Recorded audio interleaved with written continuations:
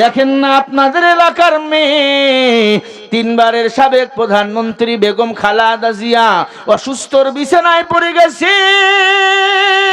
সারা বাংলাদেশের মানুষ কোরআন খতম করে করে দোয়া করে। শেখ হাসিনা প্রধানমন্ত্রী, তিনিও প্রধানমন্ত্রী। শেখ হাসিনারে মানুষ জুতা মারলো, তার জন্য কোরআন খতম করে কেন দোয়া করে? আসলে তিনি হলো কোরআনের ভক্ত, কোরআনের খাদেম, তিনি আলেমদের ভক্ত। তার দ্বারা, ম্যাডাম খালেদা জিয়ার দ্বারা কোনো আলেম ওলামা কখনো কষ্ট পায় না। তিনি আলেমদেরকে ইসলামী ফাউন্ডেশনের চেয়ারম্যান বানিয়েছেন। আলেমদেরকে দাওরা হাদিস পাঠ যারা করেছে, মাস্টার্স পাস সম্মাননা দিয়েছেন। কওমিয়া মাদ্রাসা আমরা পড়ছি, মাস্টার্স পাস সম্মাননা সার্টিফিকেট আমাদেরকে দিয়েছে। বেগম জিয়া এরা সর্বোত্তম উত্থাপন করেছে। আল্লাহর বান্দে মৃত্যুর বিছানায় পড়ে আছে, ছটপট ছটপট করতেছে রে বাবা। ওই মৃত্যুর সাথে, মৃত্যুর বিছানায় পড়ে আছে, সন্তানটাও দেশে আসতে পারতেছে না।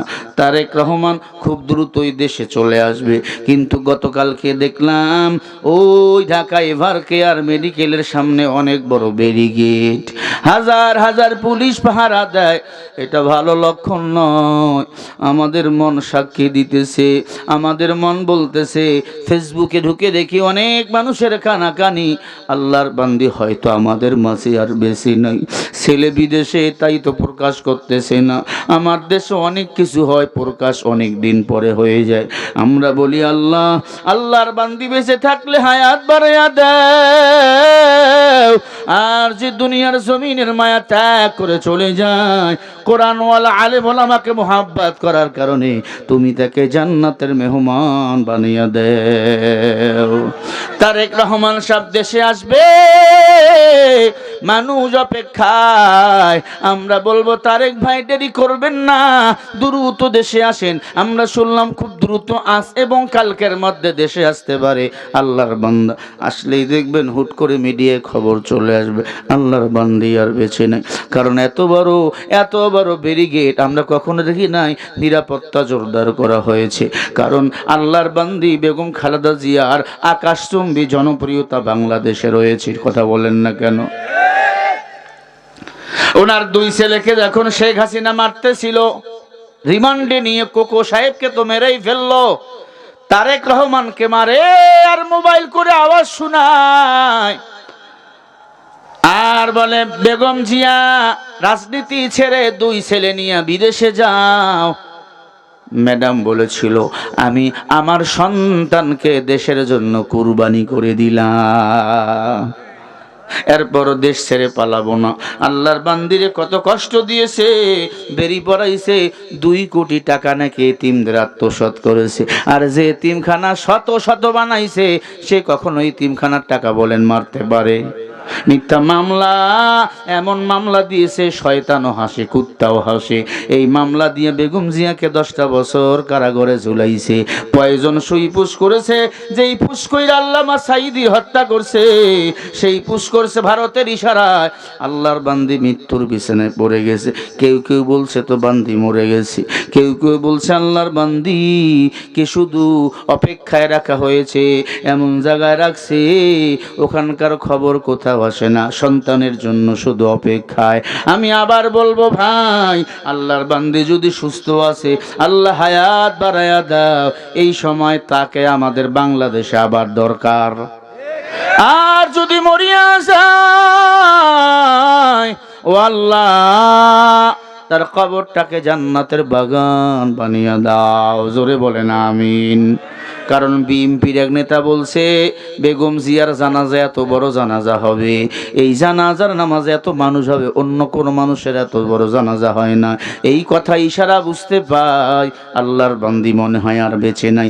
আমি বলছি না মারা গেছে, আমরা ওদের চলাফেরা দেখতে বুঝতে পাই। তবে মন থেকে আবার বলি, আল্লাহ বেঁচে থাকলে হায়াত বাড়াইয়া দাও, আমাদের মাঝে ফিরিয়ে দাও। আপসহীন নেত্রীর বাংলাদেশে আমাদের বড় দরকার। যেই মানুষ ভারতের কাছে মাথা নত করে না, ইন্ডিয়ার কাছে মাথা নত করে না, আমেরিকার কাছে মাথা নত করে না, একমাত্র আলেমদের ভালোবাসার কারণে তাকে পাকিস্তান রাজাকার বলা হয়েছে, মৌলবাদীদের দলের সদস্য বলা হয়েছে, জামাতে ইসলামকে নিয়ে নির্বাচন করার কারণে কত ট্যাগ লাগা হয়েছে। এরপর আল্লাহর বান্দি আলেমদেরকে কখনো গালি দেয় নাই। যেদিন আল্লামা সাঈদী রহমাতুল্লাহ আলাইহির ফাঁসির রায় ঘোষণা করা হয়, 153 জন মানুষ সেদিন শহীদ হয়েছিল। আল্লাহর বান্দি লন্ডনে ছিল চিকিৎসাধীন অবস্থায়, ওখান থেকে এসে দ্রুত বসে বলছে মানুষগুলোকে ইচ্ছা করে হত্যা করা হয়েছে।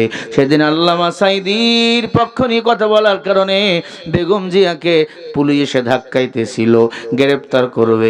বেগম জিয়া বলছে যে এই দেশে আলেমদের নিরাপত্তা নাই, আমি মহিলার কেমনে নিরাপত্তা তোমরা দিবা? এরকম হাজার হাজার নির্যাতন এসেছে, বেগম জিয়া সহ্য করেছে। এটার প্রমাণ হলো আলেম ওলামা কোরআন রাসূলের সুন্নাহ হাদিসকে সে ভালোবাসে। ঠিক কি না? রাগ করলেন? বেগম জিয়ার জন্য দোয়া, সারা বাংলাদেশ সবাই দোয়া করছে, বিদেশ পর্যন্ত দোয়া, খতম কোরআন খতম করে দোয়া। তারেক ভাই আজ এবং কালকের মধ্যে দেশে আসতে পারে, নিউজে দেখলাম। সন্তান আসলে না জানি কি একটা ঘোলাটে পরিস্থিতি হয়ে যাবে। পরিস্থিতি যাই হোক না কেন, দেশের স্বার্থে ঐক্যবদ্ধ থাকবো। এখন দলাদলি করার সময় নয়, এখন সময় আমাদের সামনে এগিয়ে যাওয়া। ঠিক কিনা বলেন? আল্লাহ তাআলা বেগম জিয়াকে সুস্থতা দান করেন বেঁচে থাকলে। আর যদি মরিয়া যায়, আল্লাহ তার কবরকে জান্নাতের মাকাম বানিয়ে দেন। জোরে বলেন আমিন। সে ছিল কোরআনের পক্ষে, ইসলামের পক্ষে। ভয় লাগতেছে, ওই যে নেতা বলছে এত বড় জানাজা হবে, এত মানুষ কারো জানাজা হয় নাই। আরে ভাই, 3 বারের প্রধানমন্ত্রী, সাবেক প্রধানমন্ত্রী, ওনার জানাজায় মানুষ হবে না, তা আমার জানাজায় মানুষ হবে? কি পার্থক্য? শেখ হাসিনা যদি মরিয়া যায়, মানুষ বলবে আলহামদুলিল্লাহ, মিষ্টি খাবে এখন, কথা কয় না। বেগম জিয়া যদি মরিয়া যায়, মানুষ কাঁদবে, চোখের পানি ছেড়ে কাঁদবে। কান্না তো অলরেডি শুরু হয়ে গেছে বাংলাদেশ। ওরে আল্লাহর বান্দা, বেয়াদবি ক্ষমা করে দাও। আমি কোন দুনিয়ার দলের দালাল না, আমি আমার মদিনাওয়ালা নবীর দালাল। যতদিন বাঁচবো কোরআন সুন্নাহ মোতাবেক জীবন চালাবো। যারা কোরআন সুন্নাহ মোতাবেক জীবন চালায়, দুনিয়াতে বাদশা, পরকালে হবে আল্লাহর জান্নাতের মেহমান। আল্লাহ রাব্বুল আলামিন বলেন, ফাআসাবাহুমুল্লাহু বিমা ক্বালু জান্নাতিন তাজরি মিন তাহতিহাল আনহারু খালিদিনা ফিহা ওয়া যালিকা জাযাউল মুহসিনিন। আরো জোরে বলেন। সেটাও সূরা মাইদা 7 নম্বর পারা 1 নম্বর পৃষ্ঠা 5 নম্বর লাইনের 85 নম্বর আয়াত। আল্লাহ বলে, রে মানুষ, আমি আল্লাহ তোদের সম্মানিত করেছি। ফাআসাবাহুমুল্লাহ, কোরআন দিয়ে, ইসলাম দিয়ে আমাদের সম্মানিত করেছেন কে? বিমা ক্বালু, বহু বচন, জান্নাতিন তাজরি মিন তাহতিহাল আনহার। আল্লাহ বলেন, কোরআন দিয়ে আমি আল্লাহ সম্মানিত করেছি, ইসলাম দিয়ে আমি আল্লাহ সম্মানিত করেছি। যদি সম্মানিত হতে চাও, কোরআন মানো, ইসলাম মানো। বিমা ক্বালু, বহু বচন, জান্নাতিন তাজরি মিন তাহতিহাল আনহার খালিদিনা ফিহা ওয়া যালিকা জাযাউল মুহসিনিন। আল্লাহ বলে, আমি যে সম্মান দিলাম, সম্মান নিয়ে যারা ফিরে আসবা, তারাই হবে জান্নাতি, তারাই হবে মুহসিন। বলেন সুবহানাল্লাহ। আরো জোরে বলেন সুবহানাল্লাহ। এরে আল্লাহর বান্দা, কোরআন নিয়ে ফিরে যাও, জান্নাতের মেহমান হয়ে যাবা। সুন্নাহ, কোরআন সুন্নাহ মোতাবেক আমল করি, কবরে যাও, ওই কবর হবে জান্নাতের বাগান। আর কেউ যদি দুনিয়ার মন মতো জিন্দেগি চালাইয়া কবরে যায়, ওই কবর হবে জাহান্নামের আকরা। আল্লাহর হাবিব সাল্লাল্লাহু আলাইহি ওয়াসাল্লামের উপর কত নির্যাতন, কত নিপীড়ন। নবী কোরআন ছেড়ে দেয় নাই, ইসলাম ছেড়ে দেয় নাই। আবু জেহেল আমার নবীকে বলল পাগল। এক পর্যায়ে সবাই আমার নবীকে দেখতে যায় আর কালিমা পড়ে মুসলমান হয়।